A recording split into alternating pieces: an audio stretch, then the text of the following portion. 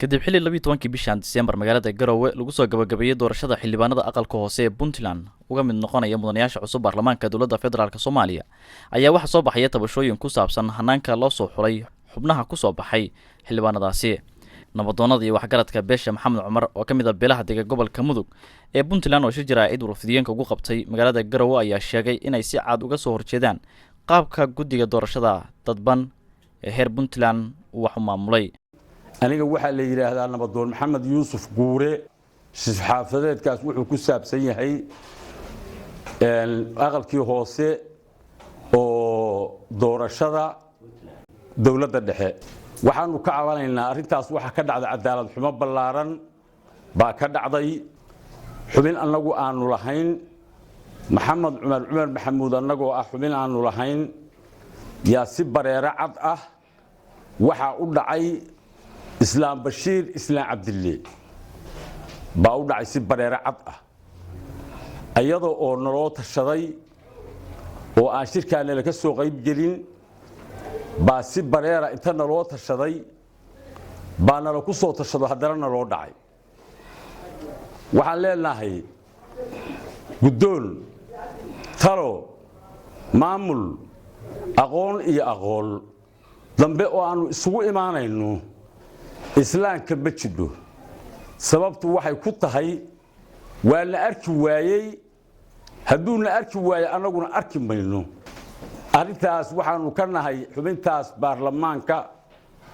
waxaanu ka nahay dacwo waxaanu ogeysiinaa federaalka guddiga khilaafaadka wixii wax garad ah baanu ogeysiinaa sababtaanu ku leenaana waxay tahay ilaa iyo shirkii ibigaati laba xubnood baanu kala lahayn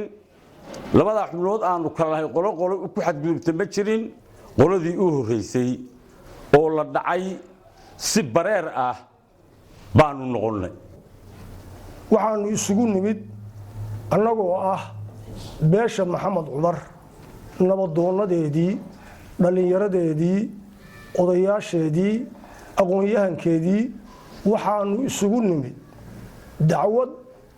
hadda ka hor dhacday oo ku saabsanayd cadaalad darro kana dhacday gobolka Mudug bishii 10aad ka dhacday aqalka Islaam Bashiir ka dhacday laguna boobay xubin aanu lahayn oo ku lahayn dawladda dhexe oo federaalka xubintaas oo nala ka dhacay oo nala ka boobay si musuqmaasuqa isdaba marin ah cadaalad darro ah loo bahoobay cadiifad ah lagu dhacay madaxna uu ka yahay dadka dhacday islaamku uu madax ka yahay way inta markaan ka gudbo guddiga doorashada ee dadban oo Puntland dacwadayadii baanu geynay qoraalkayagii baanu u geynay cabashadii baanu tusnay waa qaadi waayeen guddiga doorashada shirkii lagu galay xamar oo madasha qaranka in lagu soo asteeyay 135 isim ayadoo maantay dalka ay ka jidho reer walba isim inuu leeyahay u taliya wax u saxiixa wax u gooya in nasib wanaag dhacday Islaam Bashiir Islaam Cabdille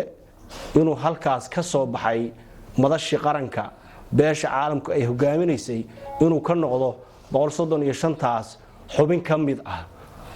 Cumar Maxamuud uga noqdo oo asteeya oo xubnahaas Cumar Maxamuud ay ku leeyihiin inuu soo asteeyo loo soo xil saaray waxa dhacday sida hadii ay dhacday islaamka inuu san cadaaladii sida ay ahayd uu san wax u maamulay si ka fog wax u maamulay ayadoo aan la tashan qabiiladii waxaysay odayaashii nabadoonnadii aan laga talagelin